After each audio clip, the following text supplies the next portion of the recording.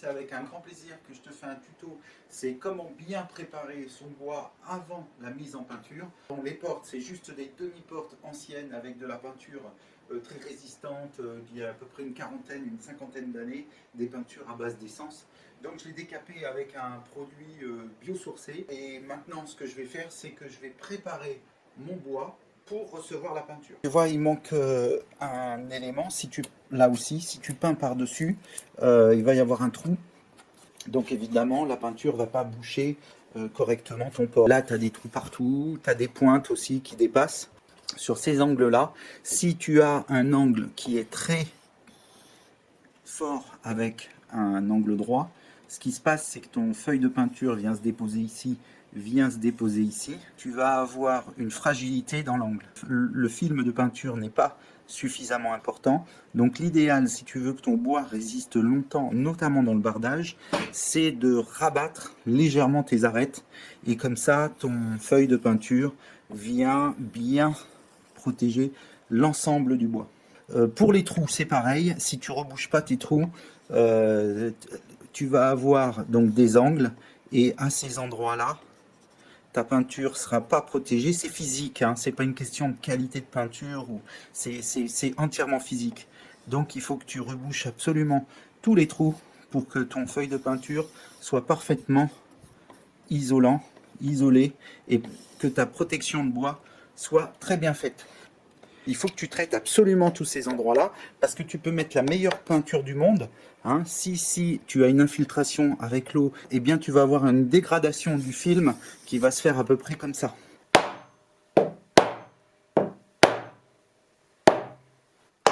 Voilà, ça marche aussi, ça.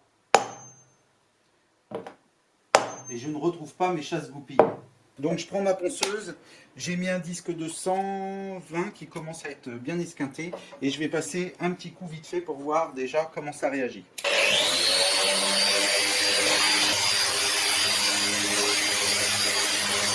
Donc je te conseille sur les portes qui sont anciennes comme ça de mettre un masque, parce que les anciennes peintures, c'est des peintures qui sont à base d'essence. Donc avant ils ne s'embêtaient pas, ils prenaient de l'essence, ils mettaient des sécatifs dedans et ils peignaient directement avec des produits à base de plomb, d'huminium, des différents produits qui étaient en oxydation métallique, zinc et tout ça. Et donc tu as quand même une certaine toxicité sur ces anciennes peintures. Et après, si tu as un doute, tu peux reprendre des protections encore plus importantes si tu penses qu'il y a du plomb ou même d'autres produits plus agressifs. Donc voilà, tu peux. Je connais des gens qui sont tombés malades en ponçant du bois. Tu vois, le lendemain, ils n'étaient pas très bien, patraque le soir, et en fait, ils se sont fait un début d'empoisonnement.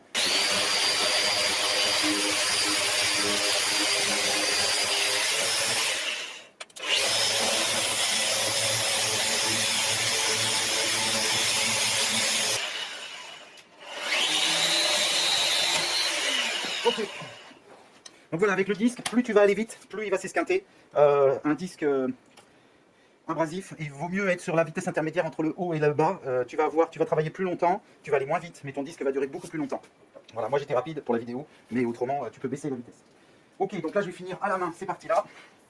Et après j'attaque. J'avais une autre petite machine, mais je retrouve plus son petit plateau, une petite machine multifonction sur batterie, et je retrouve plus son plateau. Ce qui est important dans le travail, c'est les étapes. Tu fais étape par étape. Tu ne sautes pas une étape en disant ouais bon celui-là c'est pas tout à fait bien poncé, je le poncerai tout à l'heure une fois que. Non, tu décapes tout, tu laves tout, tu ponces tout. Pouf. Au milieu, un petit peu d'eau. Voilà. La petite comme ça. Et puis je vais préparer ma petite mixture sur une plaque droite parce qu'il y a très peu à faire. Évidemment si tu as très gros à faire, bah, tu utilises un tisseau ou un petit pot, ou voilà, tu augmentes ton contenant à ce que tu as besoin de faire. Voilà. Je vais remettre un petit chou d'eau.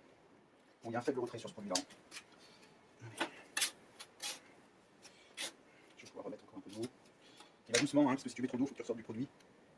J'en ai pris. Ça sera un peu liquide, quoique c'est pas sûr. Voilà. Je prends l'autre. Ah. Voilà. C'est pas mal.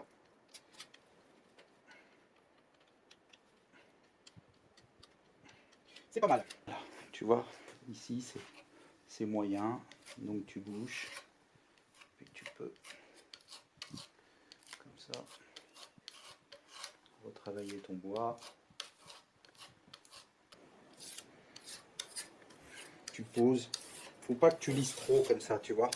Si tu lisses trop comme ça, il va y avoir une rétractation et c'est pas... Il faut bien que tu mettes, comme on dit, dans la fente, on va dire, et après tu viens serrer. Mais il faut laisser un peu de matière. Comme ça, au ponçage, c'est encore mieux. Bah ici, là, j'ai un trou. Je pense que tu le vois. Donc là, tu bouges ton trou. Puis, voilà. Et tu laisses un peu de matière. Comme ça, quand tu viens poncer, s'il y a un peu de rétractation, tu n'as pas besoin d'y passer 4 couches. Je vais le mettre ici. Alors, c'est un produit qui sèche assez vite. Ça, c'est pas mal parce que tu fais la mise en peinture 3 heures après. Ça veut dire que là, je vais faire mon application et puis je vais aller manger. Et quand je reviens, je ponce. Et si c'est ok, je me mets à la peinture.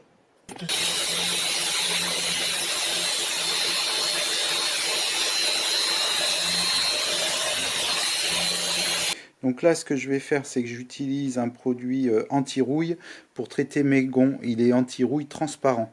Tu vois, ce côté-là, fer rouillé, j'avais envie de garder, tu vois, un peu mal... comment dire, mal nettoyé, mais ça j'ai pas vraiment nettoyé en fait, c'est juste le produit qui a enlevé la peinture qui était sur le dessus. Et là maintenant je vais mettre un anti-rouille transparent de Rupsoleon, un truc comme ça, je sais plus ce que c'est exactement. J'ai traité ma poutre avec et j'ai jeté le petit pot que j'avais et du coup il me reste ça, donc je l'utilise. Voilà, ça va le traiter, ça va empêcher que la rouille remonte. Ça fait un peu, c'est le style que je recherche un peu dans l'atelier. Tu sais, pas industriel parce que je veux que ça ressemble plus à un petit atelier que un ancien entrepôt. Et puis comme ça, je vais pouvoir directement utiliser mon primeur d'accroche qui est multisurface. Mais en général, les primeurs d'accroche, eux, ils sont pas anti-rouille. Hein. Faut pas confondre. Et donc voilà. Bon, et ben maintenant c'est bien sec, on y va.